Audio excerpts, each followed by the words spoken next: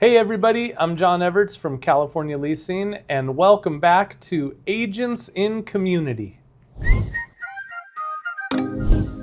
I am here with one of my favorite realtors, the legendary Elgin Walker. How the heck are you? Man, I can't complain. It's hot though, but I'm fine. It is hot, but one of the things I like about you, I've known you for years, and you always have a positive attitude. Oh, absolutely. Even when it's not the most positive time in the world, you know what I mean? Right. And we were talking earlier, I think this is a super important topic. You have a pretty significant downline at EXP. Mm-hmm. That means you're supporting a lot of agents who are out there working. And then you also just have always supported the agents that are in the community, that are in your network. And you shared with me that a lot of them are going through some challenges. I wanted to ask you about that. It's you know what, it's crazy. And sometimes it can be a little frustrating because 38 years ago when I started, there's so much more technology. There's so many more things now at the fingertips of agents to help them be successful in any market. You don't have the printout MLS. The lockbox used to really be a lockbox. Yeah. I remember we didn't have a computer. Right. You know, cell phones were like bricks. Yeah. You know, faxes disappeared after 10 minutes. You know, it's funny. I remember I was in business before the faxes came out, and initially they weren't on the contracts. So initially, when people could fax over a signed contract, that didn't necessarily count if someone came in with a hard copy. Wow. That's why they had to put it on the contract eventually.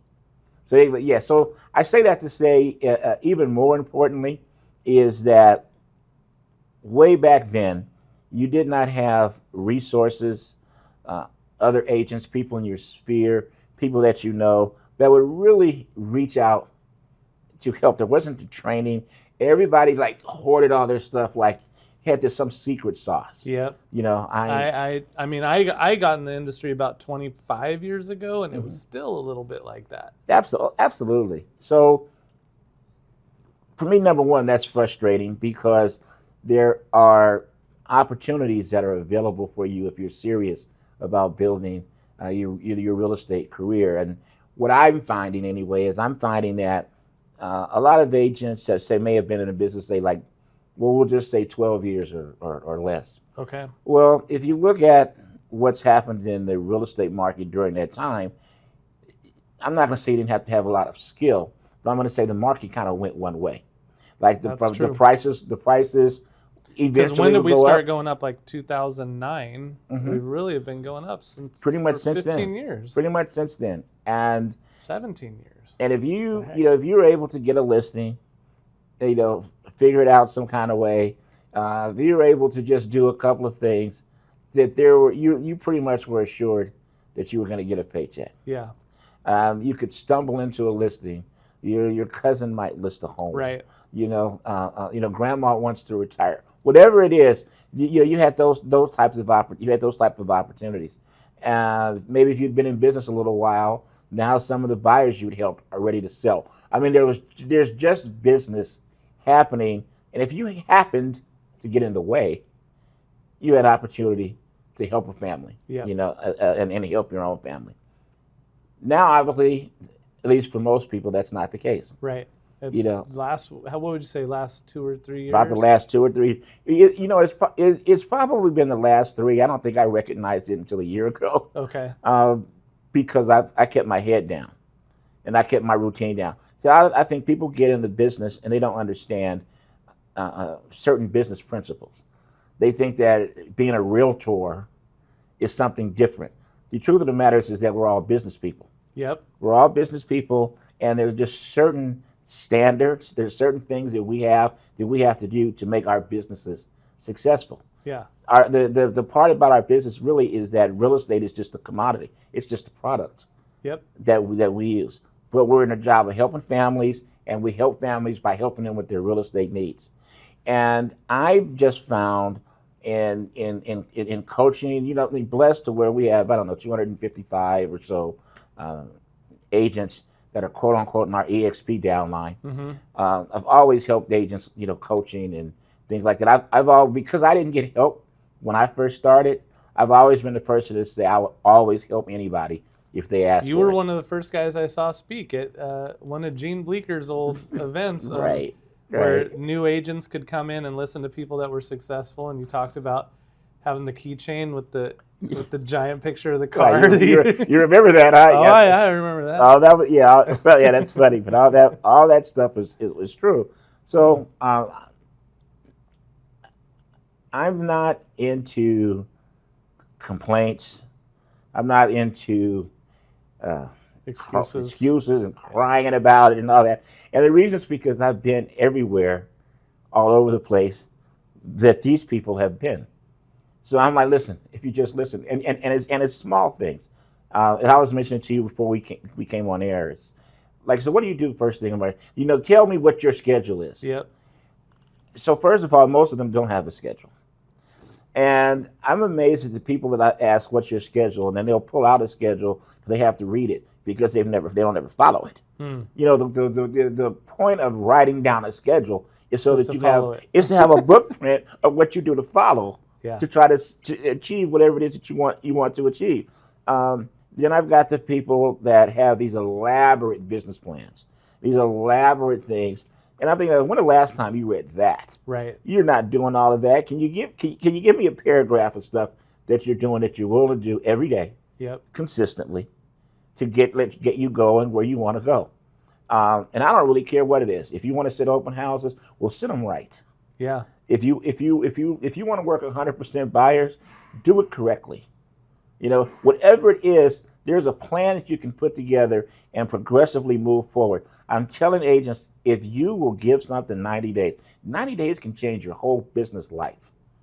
It can change your whole business life if for 90 days you do certain things and you develop the habits with them. 90 days of consistency will definitely yield results. Absolutely. And if the current results you have are 0, 90 days, man, you're gonna feel like a rock star. You could like quadruple your I'm business. gonna change the world. I mean, in 90 days. So I think that I'm also frustrated because, again, remember, there was no online there was no internet. Right. When I said, so now you do floor time. You're right. Oh my gosh, you had floor time.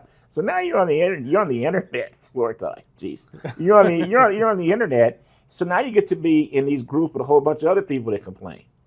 So you join all these groups, and in a group you sit around and listen to a whole bunch of night. So everything about everything that you're doing is a complaint. And then you think you're gonna have a positive attitude, and you're just gonna no. You need to surround yourself with positive thinking people. You need to surround yourself and feed your mind and your body positivity that you need to move forward.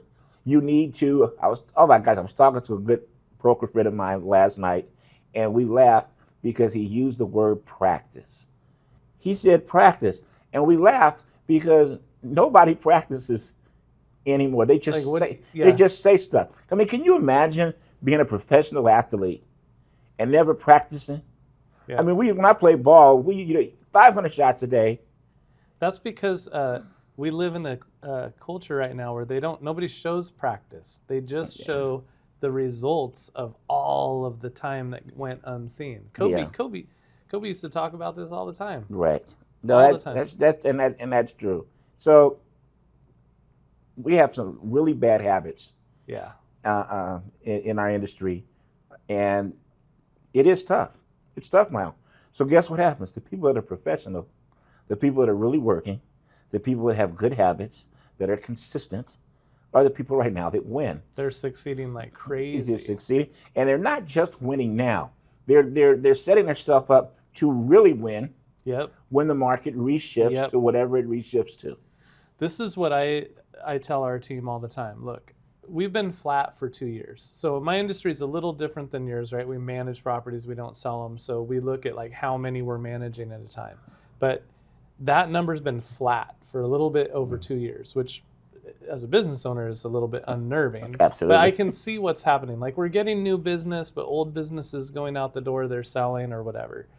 But what I've told them is we're going to take this time to restructure our processes so that we're doing a better job with the same number of units and get better and better and better so that when the growth time comes, because it will, right? The market's going to shift and it's going to become a fantastic market. But if you're not ready for it, the people that put in the work while it wasn't a fantastic market, they're going to be on a rocket ship to the moon, and you're going to be trying to figure out how to. You're still pushing the ball up. Exactly. But you know, if everybody that looks at this video, a couple of things that they should just listen to, a couple of just the vocabulary John uses. Listen to the vocabulary when he's talking about growth. He's talking about maintaining. He's talking like a business person. He's not sitting here talking like he's just a property manager or that he's just a realtor. He's talking in a business manner. When you're talking about business, do you talk about I'm gonna get commissions, or do you talk about I'm generating revenue? Right. When you're doing your business, do you talk about the fact that I'm cold calling or whatever? Or do you talk about the fact that I'm lead generating, I'm marketing? What is your vocabulary? Because your vocabulary is going to have an awful lot to do with your attitude, your outlook, and for you to achieve what it is that you want to achieve. And I'm amazed at how many people just don't do these small little things in our business and where it can. Why do they seem so hard? They're not hard, but why do they seem so dang hard? Because one thing to me about real estate, it's too easy to get into, it's too easy to do nothing while you're in it, and it's too easy to get out after you done screwed up, right? So if it were a little bit different somewhere in that 3 scenarios that I just gave, that might change the type of people that we get into real estate, and or it'll change how they work and their persona while they're in the business. So like maybe higher barriers to entry, or you have to start at a certain level and work up or something like that. Yeah, you know that, or at least the fact of you need to do something when you're here. I mean, if this, I don't care how tough it is, and then maybe this is just me and my mentality. I don't care how tough it is, but I just feel that if you're really working at your business, that there's no way in the world that you can go as long as some of the agents go and not sell a house. I agree. I mean, what was it, 70% last year? I think it was 70. I think and forgive me, I might have the statistic wrong because I'm not a stat guy like that. I'm a worker. But as a stat guy, I'm hearing, I want to say that there's a lot of realtors, but nationwide, that over 70% or 75% of realtors did not sell one house. That's wild.